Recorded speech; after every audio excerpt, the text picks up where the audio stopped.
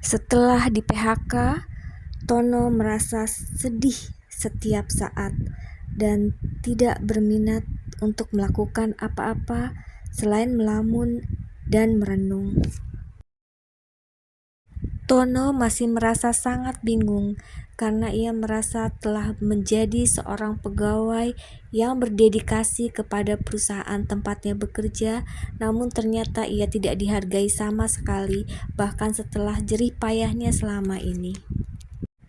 Namun Tono menyadari bahwa meskipun sangat berat, ia harus menulis surat perpisahan untuk perusahaan tempatnya bekerja selama bertahun-tahun untuk mengungkapkan rasa terima kasih dan sekaligus kekecewaannya. Tono berusaha bangkit. Ia membuat janji temu dengan mentornya, seorang pengusaha sukses yang pernah mengalami PHK. Sang mentor memberikan nasihat dan inspirasi untuk Tono agar segera bisa bangkit kembali. Salah seorang teman Tono menawarkannya pekerjaan di luar kota. Hal ini menimbulkan dilema bagi Tono antara keluarga dan karir. Tono harus memilih antara menerima tawaran pekerjaan di luar kota atau tetap tinggal di dekat keluarga.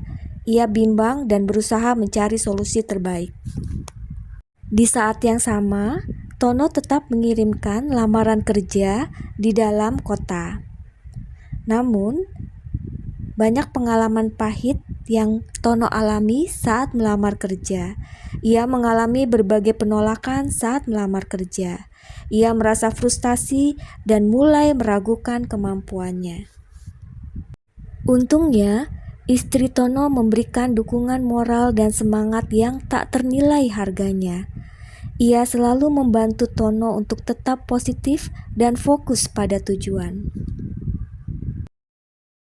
Sebenarnya, di dalam hatinya, istri Tono juga merasa sangat sedih.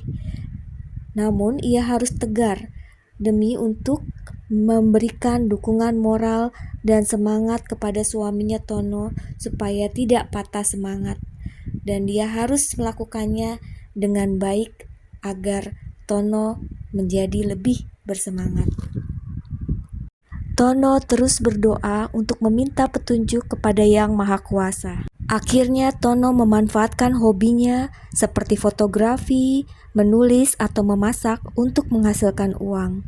Ia membuka jasa atau produk yang sesuai dengan minatnya.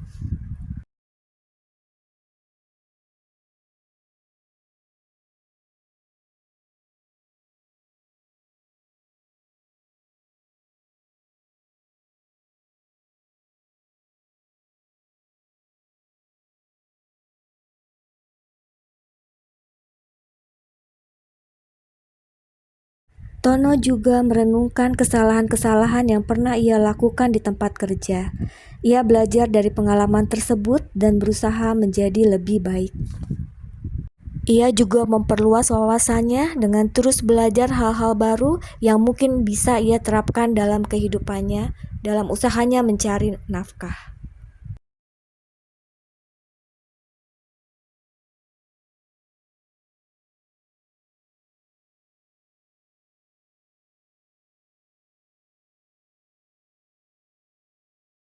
Tono juga bekerja sama dengan anggota keluarganya yang lain untuk membangun bisnis bersama.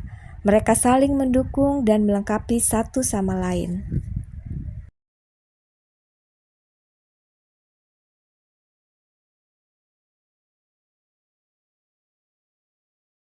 Selain itu, Tono menjadi sukarelawan di organisasi sosial atau lingkungan.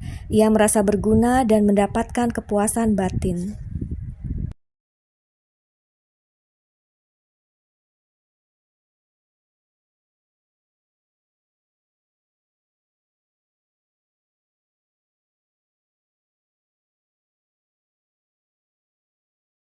Tono akhirnya menyadari bahwa kebahagiaan sejati tidak hanya berasal dari pekerjaan atau materi. Ia menemukan kedamaian dan kepuasan dalam hubungan dengan keluarga, teman, dan Tuhan.